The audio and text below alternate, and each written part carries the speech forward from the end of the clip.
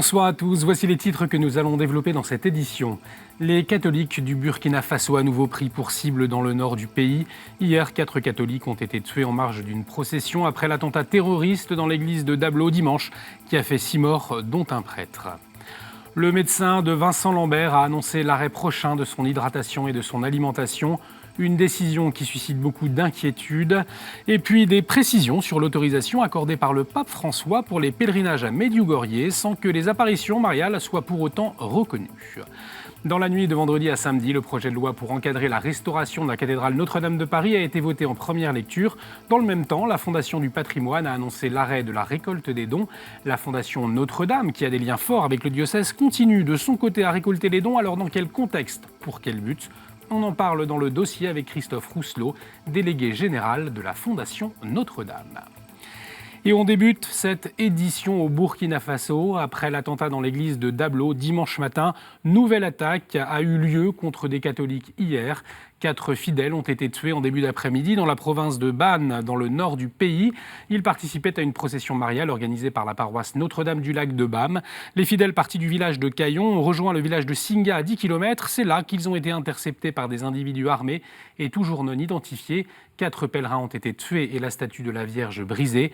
On écoute le témoignage de sœur Suzanne, responsable de la communauté Notre-Dame du Lac Bam, dans le village de Zimtonga, chef-lieu où s'est déroulée l'attaque. La communauté, en tout cas, nous, on a peur. Avec nos responsables, en tout cas, on nous a dit de bouger un peu pour voir, parce qu'on ne sait jamais. Donc, on est en train de bouger pour aller à Bam. Donc, on va aller là-bas, rejoindre les sœurs qui sont là-bas pour le moment. Pour le moment, la sécurité, là, c'est un peu compliqué. Ici, nous, on est exposés. Cette attaque s'ajoute à celle de dimanche matin dans l'église de Dablo, dans la même région du nord Burkina, pendant la messe.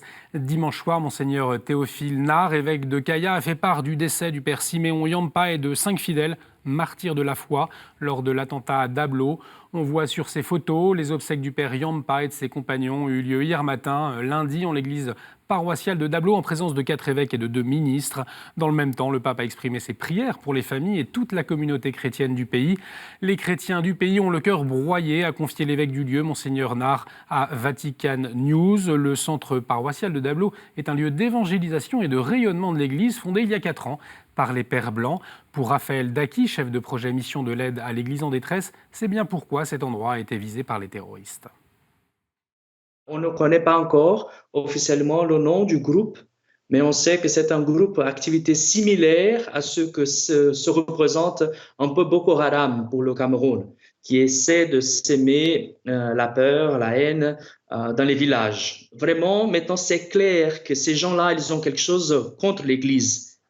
Le président lui-même, on ne peut pas cacher, il a dit ça ouvertement, dit que son prédécesseur avait comme un accord avec ces groupes-là et c'est pour cela que le Burkina Faso n'était pas touché par ce genre d'activité terroriste. Parce que si on voit, bien sûr, le Mali et le Niger, ils sont depuis longtemps déjà tombés dans la grande misère dans les mains des terroristes dans quelques régions.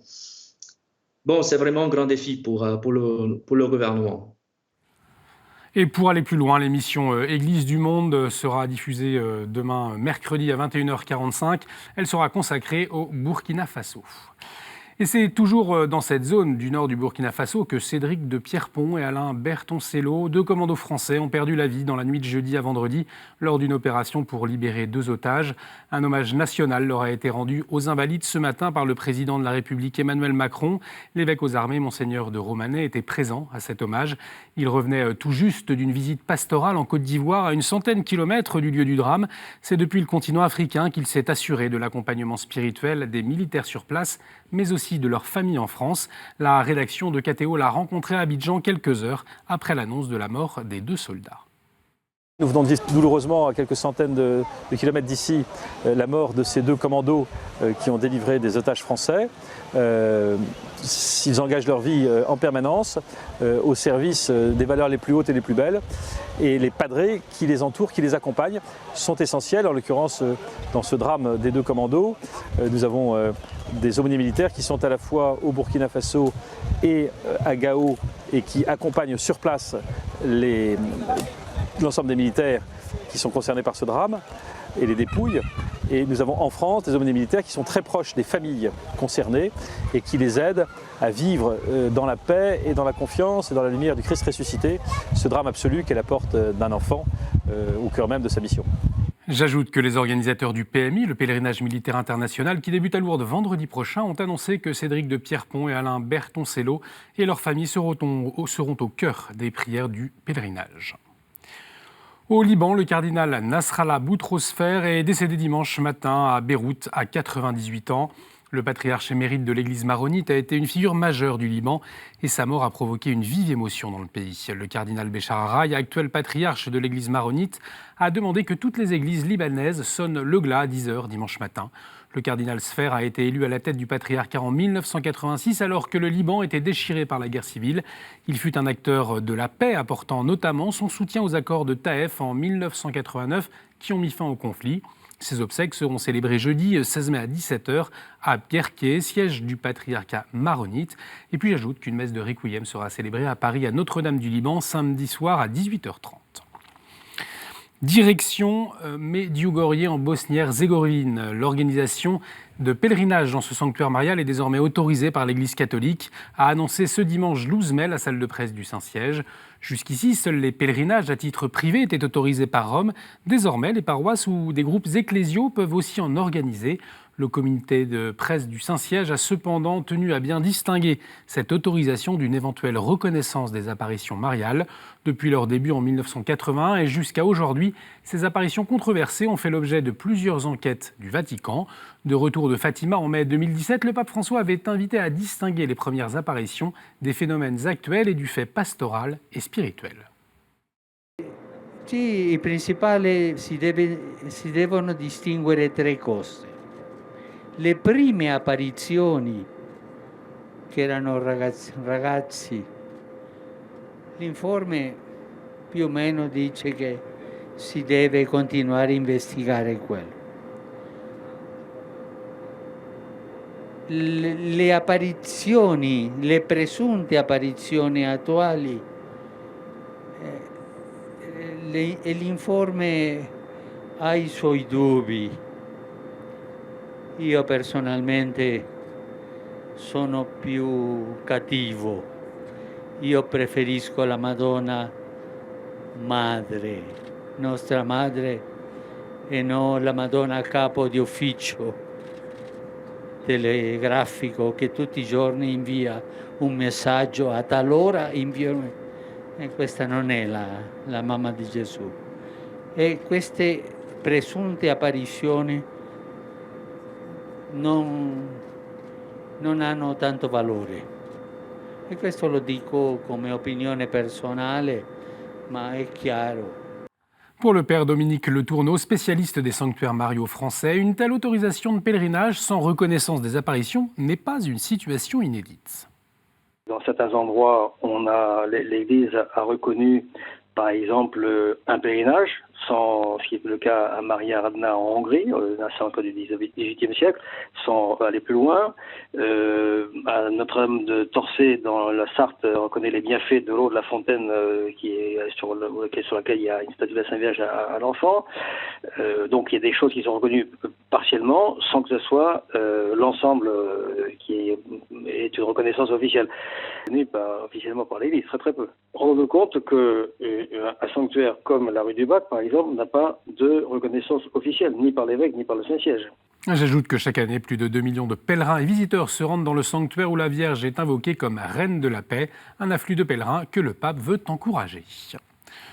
On revient en France avec la décision du médecin du CHU de Reims concernant Vincent Lambert. Le 11 mai, le docteur Sanchez a écrit dans une lettre destinée à ses parents sa volonté d'interrompre l'alimentation et l'hydratation artificielle de Vincent Lambert avec la mise en place d'une sédation profonde et continue dans la semaine du 20 mai. Les avocats des parents de Vincent Lambert ont annoncé hier lundi saisir les défenseurs des droits Jacques Toubon. Précision avec Maître Triomphe. Le défenseur des droits a une mission toute particulière de veiller à cette convention. C'est quand même quelque chose de très important et ce que nous lui avons demandé, parce qu'il a des pouvoirs en ce sens, c'est de faire injonction au gouvernement français, à la France, de respecter les mesures provisoires que la France a décrétées, ne pas vouloir respecter, ce qui constitue un crachat véritablement au droit international, aux engagements internationaux qui sont ceux de la France, mais également un crachat à la face de l'ONU et surtout un crachat à la face de Vincent, puisque la France manifestement veut que Vincent Lambert meure, ce qui démontre d'ailleurs que, comme nous le dénonçons depuis 6 ans, l'affaire n'est pas une affaire médicale, mais bien une affaire idéologique et politique. Et la France vient de le démontrer en refusant d'appliquer ces mesures provisoires décrétées par l'ONU. Après l'annonce du docteur Sanchez, Monseigneur Éric de Moulin-Beaufort, archevêque de Reims, récemment nommé président des évêques de France, a publié ce lundi un communiqué. Dans la première partie d'un texte très nuancé, l'archevêque de Reims évoque une situation singulièrement complexe dans laquelle tout jugement est délicat. Dans un second temps, il réaffirme cependant que c'est l'honneur d'une société humaine de ne pas laisser un de ses membres mourir de faim ou de soif et même de tout faire pour maintenir jusqu'au bout la prise en charge adaptée. Il conclut sa lettre en invitant surtout à la prière pour Vincent Lambert, ses proches et pour que la société française ne s'engage pas dans la voie de l'euthanasie. Je vous propose d'entendre le témoignage de Marc-Henri Dallès. En situation de handicap, il est très inquiet de la décision prise concernant Vincent Lambert. Marc-Henri Dallès est très actif sur les réseaux sociaux. C'est comme cela que nous avons repéré la lettre ouverte qu'il a adressée au président Emmanuel Macron et nous avons souhaité le rencontrer. Je peux vous témoigner, Monsieur le Président de la République, qu'avec mon handicap, la vie est belle et vaut la peine d'être vécue. Marc-Henri Dallès a écrit au président la semaine dernière pour lui dire sa révolte après que le Conseil d'État s'est prononcé pour l'arrêt des soins de Vincent Lambert. Il s'exprime en tant que personne née handicapée. Au-delà de l'affaire Lambert, c'est toute la dignité de la personne handicapée en tant que telle qui est remise en cause. On dit clairement que par cette décision que la dépendance c'est dégradant, alors que moi je suis la preuve que la dépendance c'est pas dégradant. Enfin c'est violent pour moi et pour beaucoup de personnes handicapées. Mais en fait, qu'est-ce qu'en savent les gens de ma vie? Qu'est-ce qu'en savent les gens? Il suffit de rentrer en relation avec les personnes dépendantes pour se rendre compte que, en fait, il y a de la vie derrière le handicap. J'ai la certitude que si la vie vaut la peine d'être vécue si elle est accompagnée.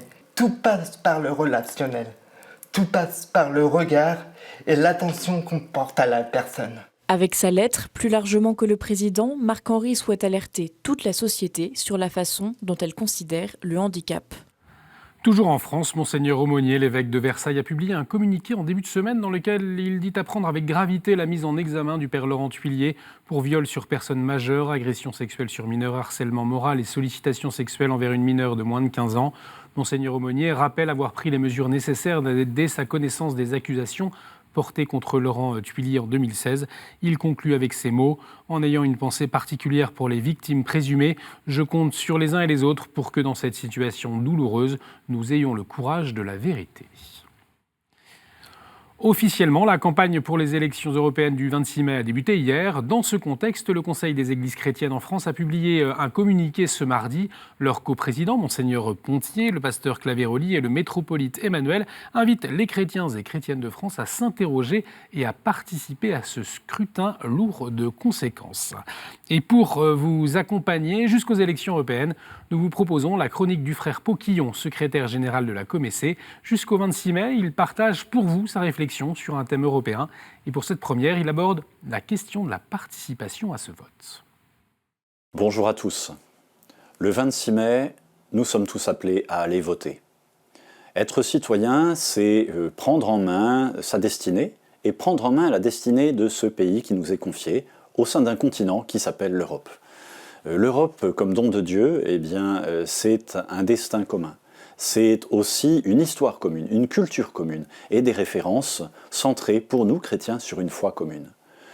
L'Église est en Europe depuis 2000 ans. 2000 ans, ça nous donne une sacrée responsabilité. Alors, au cours de ces 2000 ans, nous avons vu beaucoup d'évolutions, et ces évolutions ne se sont pas toujours passées calmement. Nous avons eu par exemple l'invention de l'imprimerie. Au moment de l'invention de l'imprimerie, nous avons eu la réforme dans l'Église et la guerre de 30 ans en Europe. Aujourd'hui, nous avons une évolution technologique bien plus importante avec le numérique. Ça impacte tous les aspects de notre vie quotidienne, le fait de téléphoner, de prendre un billet d'avion, même de payer ses impôts sur Internet. Mais ça impacte aussi notre façon de voir le monde. Et nous avons peut-être un peu trop tendance à regarder le monde comme on regarde les réseaux sociaux et à cliquer « j'aime, j'aime pas ». Alors les évêques, pour discerner pour qui nous allons voter, comment nous allons voter parmi nos 33 listes en France, eh bien, nous appellent à sortir de cette confrontation, pour revenir vers le débat d'idées, à aller regarder les candidats, regarder les listes, regarder le contenu des programmes, et puis mettre à l'honneur des politiques qui remettent la personne humaine au cœur des politiques publiques. Ce qui fait la valeur de l'Europe, c'est d'être au service des personnes, des familles et des communautés. Alors, ne restons pas sur nos idées, n'hésitons pas à échanger et le 26 mai, allez voter. Merci frère Poquillon. On retrouve notre invité tout de suite, c'est le dossier.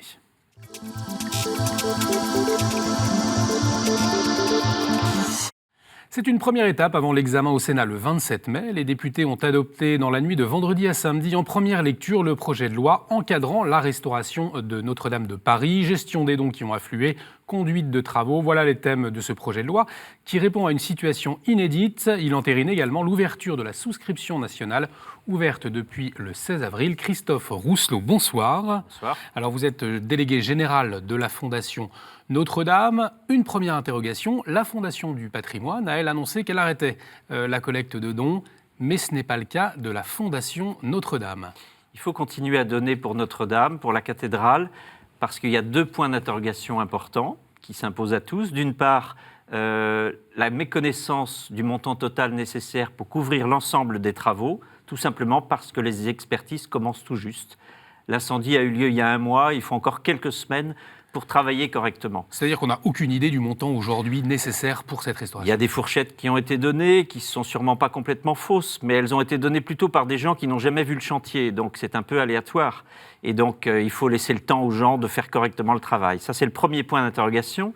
Et puis la deuxième raison pour laquelle il faut continuer à donner, c'est que l'essentiel des montants n'est pas sur la table encore. Il y a eu des promesses qui sont importantes, qui engagent des gens qui honoreront leurs promesses, des familles, des entreprises connues, qui ne seront pas en deçà de ce qu'elles ont promis, certainement pas, mais ça n'est pas encore concrétisé. Et donc nous allons établir des conventions et c'est tout le travail que nous avons à faire dans les semaines qui viennent. Alors je le disais en fin de semaine dernière, le projet de loi pour la restauration de Notre-Dame de Paris a été voté en première lecture. Je vous propose, vous y étiez d'ailleurs à l'Assemblée nationale, je vous propose d'entendre quelques réactions filmées vendredi dernier, puis on en reparle. J'ai auditionné pas mal de parties prenantes pour travailler sur ce projet de loi, que ce soit le diocèse de Paris, la ville de Paris, un certain nombre d'associations sont heureux de savoir que nous nous engageons sur un délai de 5 ans. Un délai de 5 ans pour que la cathédrale soit restaurée au plus vite, mais aussi parce que ça mobilise les énergies, ça permet d'organiser, d'avoir une visibilité, d'avoir un jalon. Donc c'est important d'avoir un objectif en termes de délai quand on conduit un chantier de cette ampleur. Moi j'ai voulu absolument rappeler que c'était d'abord un édifice cultuel. C'est une cathédrale, c'est une église. Parfois, il faut le rappeler. C'est pas un parc d'attractions. C'est d'abord une église qui est dédiée au culte catholique. Et donc, les catholiques ont évidemment leur mot à dire, et peut-être le premier des mots à dire sur la manière dont ils envisagent et dont la communauté catholique envisage aujourd'hui de vivre leur foi à l'intérieur d'une cathédrale restaurée. Alors Christophe Rousselot, avant de revenir peut-être plus précisément sur ce projet de loi, on entend les interrogations ici ou là de savoir de comment la cathédrale va être restaurée et puis à quoi sert l'argent que les gens ont donné. Qu'est-ce que vous pouvez nous en dire à la Fondation Notre-Dame en tout cas ? Eh bien, l'essentiel des fonds collectés vont aller à ce pourquoi les gens ont donné, ça va mieux en leur disant, c'est-à-dire le clos et le couvert, faire en sorte que d'ici quelques années, on puisse à nouveau pénétrer dans la cathédrale, célébrer des offices, se recueillir, la visiter aussi dans la diversité des publics. Donc, c'est pour la restauration de l'édifice. Mais en réalité, il n'y a pas que l'édifice, il y a ce que nous appelons le programme cathédrale, qui correspond à toutes les activités en fait, qui doivent se tenir dans une cathédrale qui reçoit en belle saison, c'est-à-dire maintenant, en principe, avant l'incendie, c'était 70 000 personnes tous les jours, 13 millions de visiteurs par an. Et donc, il y a tout un tas d'accueils, d'activités, de sécurité aussi mises en place. Et pour tout cela, il faut collecter des fonds, quand bien même la cathédrale est fermée. Pourquoi ?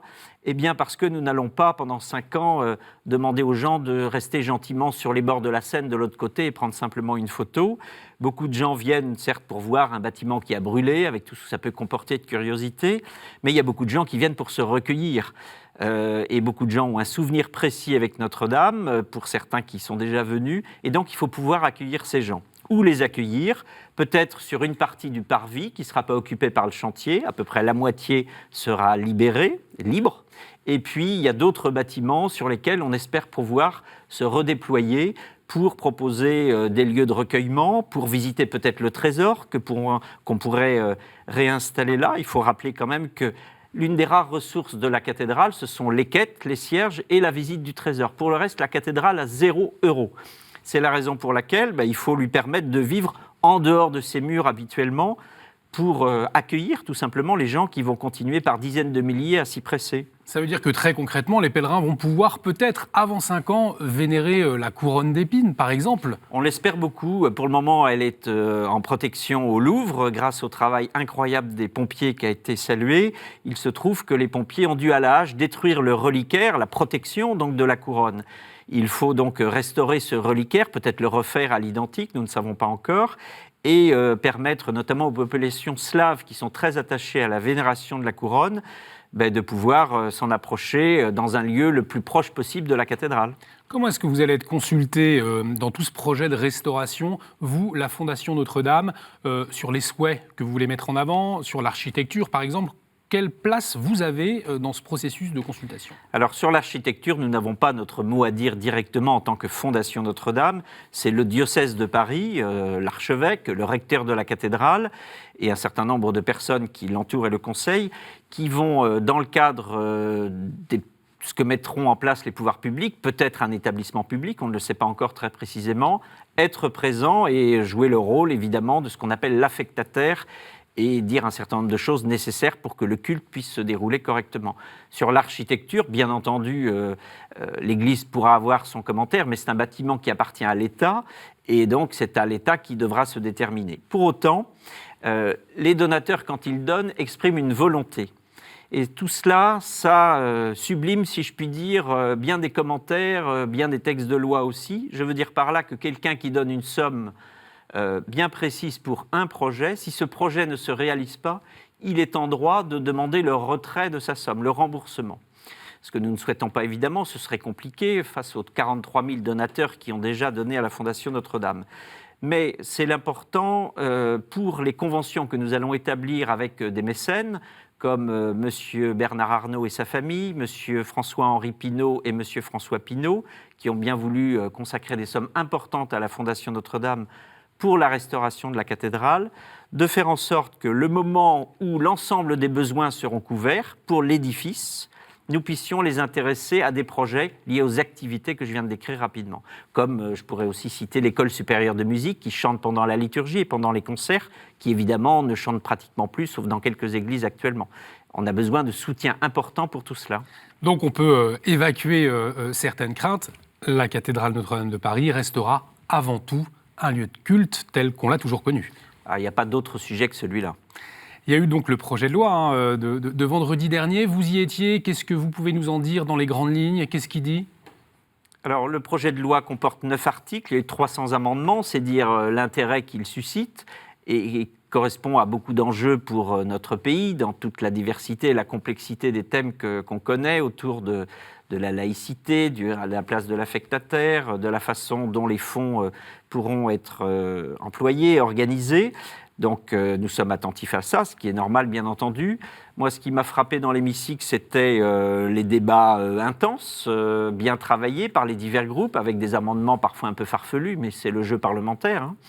Et maintenant, la loi va passer au Sénat, elle sera discutée. Les sénateurs auront un point de vue peut-être un peu différent, je ne sais pas, on verra, des députés. Le Sénat étant la représentation de tous les territoires, plus directement. Et puis reviendra devant l'Assemblée pour un vote final d'ici la fin du mois de juin.